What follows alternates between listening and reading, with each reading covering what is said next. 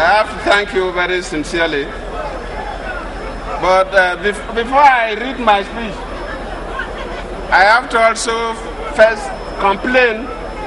I have a petition against my good friend, Comrade Omar. Comrade Omar refused to give me the appropriate dress today. Comrade Omar has therefore marginalized me. He has repressed me and even depressed me.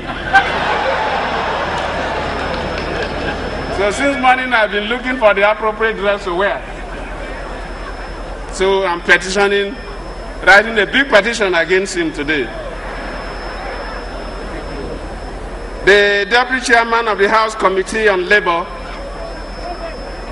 Barrister Babale, the Honorable Minister of Labor and Productivity, and other members of the Federal Executive Council here with us, members of the Diplomatic Corps, the Secretary to the Government of the Federation, the Head of the Civil Service of the Federation, the Chief of Staff,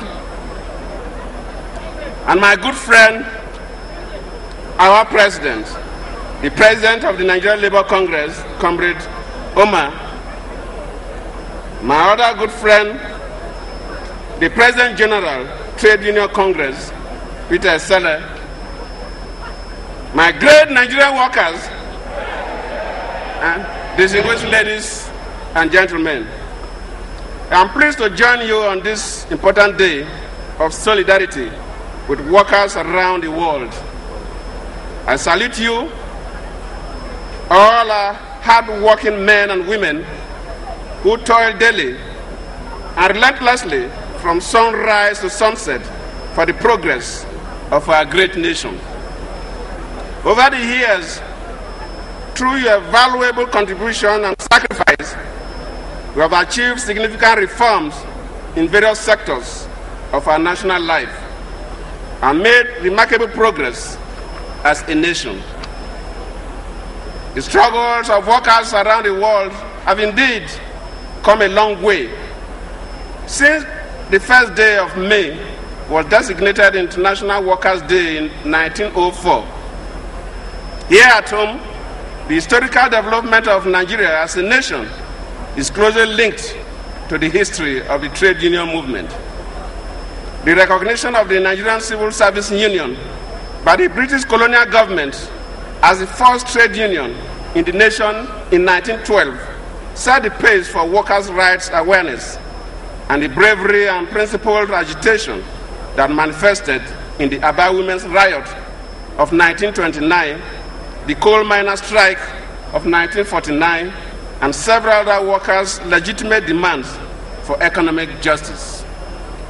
By pioneering organized rallying points for mass interest, this movement strengthened the nationalist struggle for independence and provided the bedrock for a national labor platform, as today represented by the Nigerian Labour Congress.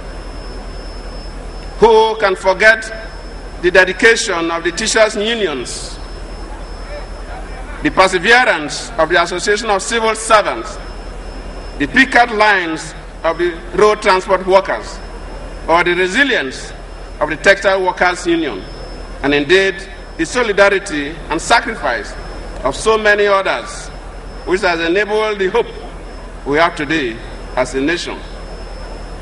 On such occasion, we can reflect back and remember late Comrade Michael Imodu, the labor leader #1, and also late Pascal Bafao, who was with us. May their souls rest in peace.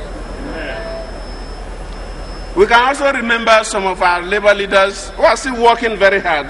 Comrade Hassan Sumono, who is at Addis Ababa representing all our collective interests. And of course, my good friend, Comrade Idris Umar and Comrade Peter Sele. This year's Labor Day can rightly be described as a centenary Labor Day, as it coincides with the 100 years of the amalgamation of northern and southern Nigeria to the present modern Nigeria we know.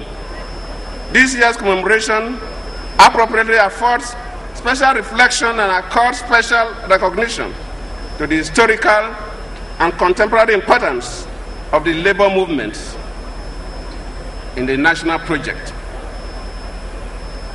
I have been following up the activities within the week that have been lined up to make Nigerians look at the labor in the past 100 years with the theme, A Centenary Journey of Service and Struggles.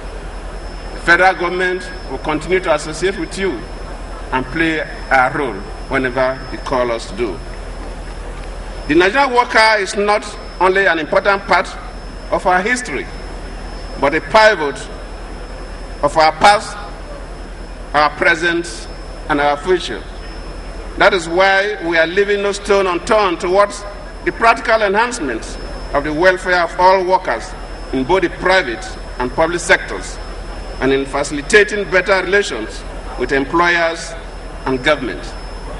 Since the advent of this administration, our actions and policies have been geared towards placing the country on the path of sustainable progress, where everyone can better achieve his or her dreams. That is the thrust of our transformation agenda.